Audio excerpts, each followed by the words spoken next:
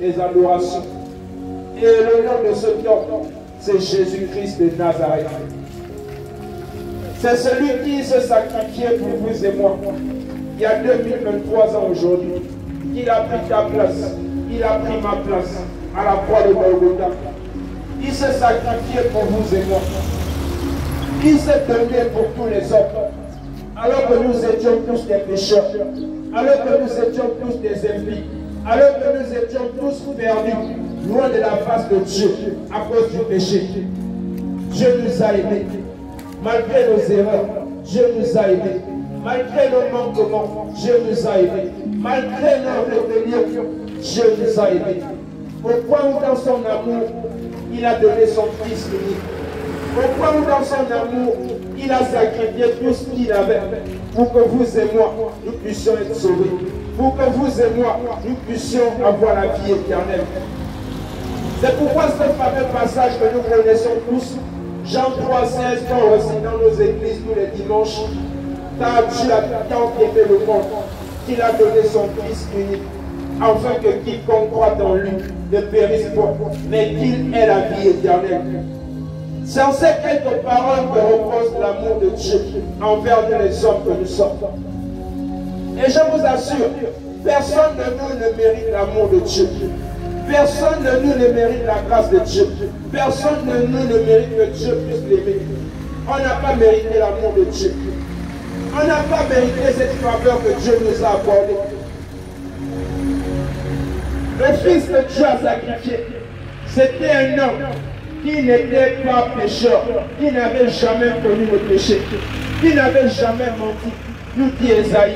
Il n'avait jamais menti, il n'avait jamais trompé. C'était un homme sans péché. Mais il s'est fait malédiction pour nous. Il s'est fait pécheur pour vous et moi. Et c'est le message qu'on est venu adresser à la population de Bitam. Vous dire que Jésus vous aime. Vous dire que Jésus vous aime. Population de Bitam, Jésus vous aime. Jésus vous aime. Jésus vous aime. Et l'amour qu'il a pour vous et moi est plus grand que nos erreurs. L'amour que Jésus a pour vous et moi est plus grand que nos manquements. Parce que si Dieu pouvait juste regarder aux erreurs des hommes, Dieu ne pouvait jamais aimer les hommes. Si Dieu pouvait seulement regarder au cœur de l'homme, Dieu ne pouvait jamais aimer l'homme. Mais Dieu a aimé l'homme à cause de son lui. Dieu nous a aimés parce qu'il nous a aimés simplement le premier. Mais parce qu'il aussi parce que simplement il doit nous aimer. Parce que nous sommes sa créature. Parce que nous sommes sa créature. Et l'amour que Dieu a manifesté envers vous et moi, c'est cet amour-là qui aujourd'hui de changer nos cœurs, de transformer nos vies, de nous libérer du péché, de nous guérir de toute maladie. C'est cet amour que Jésus est venu présenter aux hommes. Et c'est pourquoi Jésus, en venant dans le monde, n'a pas présenté aux hommes une religion. C'est pourquoi Jésus, en venant dans le monde, n'a pas présenté aux hommes une église, ou un bâtiment, ou un pasteur, ou un archibishop, ou un prêtre, ou un archevêque. Mais Jésus, en venant dans le monde, va se présenter lui-même aux hommes en tant que le chemin, la vérité et la vie éternelle. Et aujourd'hui, on voit les hommes qui ont laissé le véritable chemin que Dieu a donné aux hommes pour être sauvés. Aujourd'hui, on voit les hommes qui ont laissé la vérité, que Dieu les a accordés, Dieu les a présentés pour qu'ils soient totalement libérés du péché.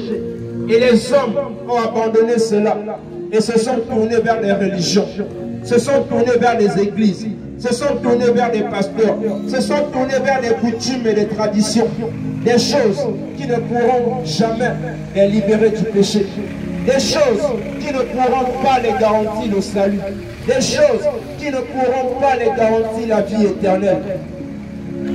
Mes frères, mes soeurs, mes papas, mes mamans, on est venu vous présenter celui qui est capable de nous sauver, celui qui est capable de nous garantir la vie éternelle.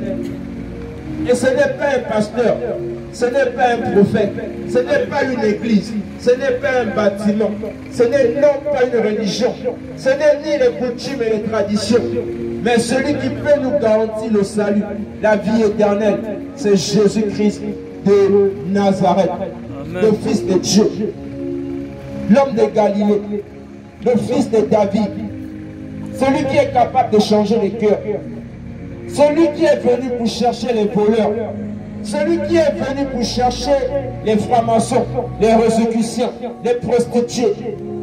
Il est venu pour ces personnes. Si Jésus a quitté le ciel, il n'a pas quitté le ciel pour les personnes qui sont justes, mais il a quitté le ciel pour les pécheurs. Il a quitté le ciel pour les personnes qui sont malades. C'est à cause de ces personnes que Jésus a quitté le ciel. Il a quitté le ciel pour vous et moi, mes frères. Il a quitté le ciel pour venir nous libérer du péché. Et c'est ce Jésus qu'on vient vous présenter. Vous dire que Jésus vous aime.